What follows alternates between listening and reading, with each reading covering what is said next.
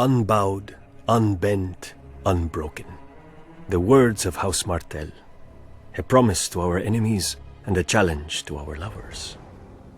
Thousands of years ago, the warrior queen Nymeria crossed into Dorne from Essos, fleeing the dragon lords of Validia. After she landed, she burned her ships, all 10,000 of them, so no cowards could slink home. What a woman! Dornish in spirit before she ever was in flesh. She was lucky to land in Dorne, where powerful women are not locked away in septs and the beds of old men. My ancestor Mors Martell saw her and desired her, and proved that where armies fail, a tongue may succeed.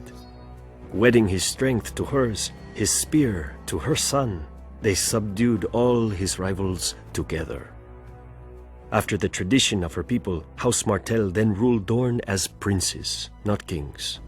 Unless the eldest child was a daughter, for unlike the rest of Westeros, our loyalty isn't commanded by a cock. We follow a prince or a princess Martell just the same. And we always have. Some people forget that Aegon Targaryen crowned himself lord of 6 kingdoms, not 7. When his sister marched on Dorne, she found no mighty hosts drawn up against her for her dragon to burn and her soldiers to slaughter. The sands swirled, men died, and her dragon saw nothing. The sun shone, men died, and her dragon bowed to our greater fire.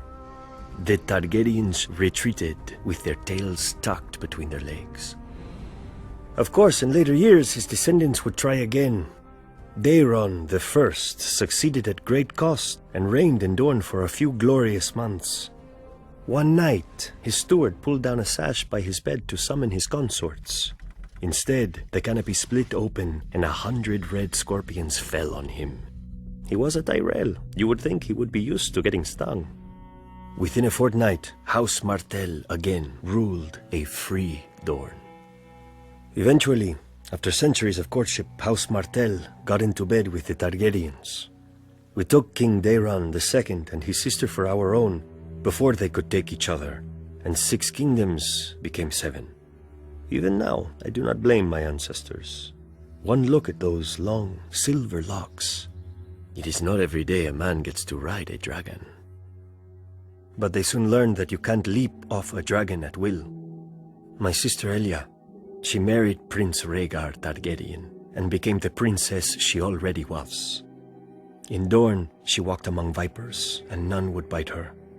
In King's Landing, she found herself surrounded by lions. When Robert Baratheon rebelled against his rightful king, his future father-in-law, Tywin Lannister, ordered his beast, Gregor Clegane, to rape and murder my sister, along with her helpless children. And men called the Lannisters heroes. Now, Lannisters sit on the Iron Throne, surrounded by the blasted swords of Aegon's broken foes.